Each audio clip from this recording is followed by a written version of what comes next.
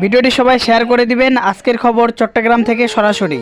Confirm করছি, আমাদের দাবি যদি আদায় না হয়, কেয়ার খাত যদি বাতিল না হয়, স্বাভাবিক লেনদেন যদি এই ব্যাংকে না হয়, সম্মিলিত ইসলামী ব্যাংকে, তাহলে চট্টগ্রামের বুকে কোন শাখায় আমরা ব্যাংকিং করতে দেব না।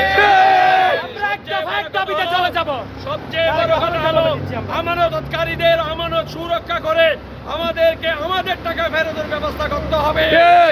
আর যদি করা না হয়, আজকে জুনারবেশ করেছি, আগামী 7 তারিখ টাকার উপর করব।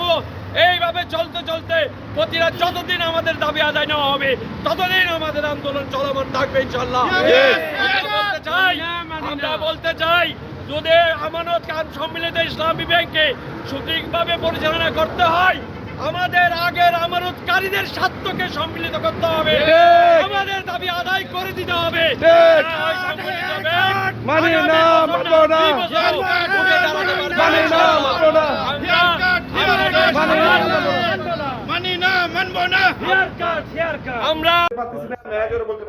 যেহেতু আপনারা আজকে বিগত 1.5 বছর ধরে আমাদেরকে অনেক কষ্ট দিচ্ছেন, আপনারা আমাদেরকে কষ্ট দিচ্ছেন, আমরা আমাদের বাচ্চাকে কষ্ট দিচ্ছি, যেটা বাস্তব।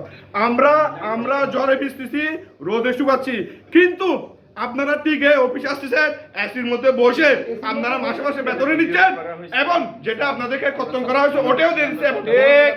ঠিক আছে, আপনারা আপনাদের কাছে আসলে আপনারা বলেন যে আপনারা কাজ করতে, সত্যি কথা বলতে কি কাজ করছেন আপনারা?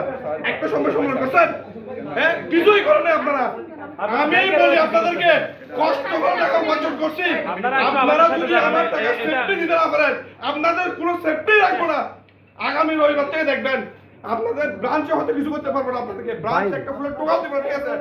আগামী রবিবার থেকে নিজের বাচ্চাকে এনে ব্রাঞ্চের সামনে দাঁড় করাবো, না থেকে পারি নেই আপনাদেরকে ম্যানেজারকে মারবো।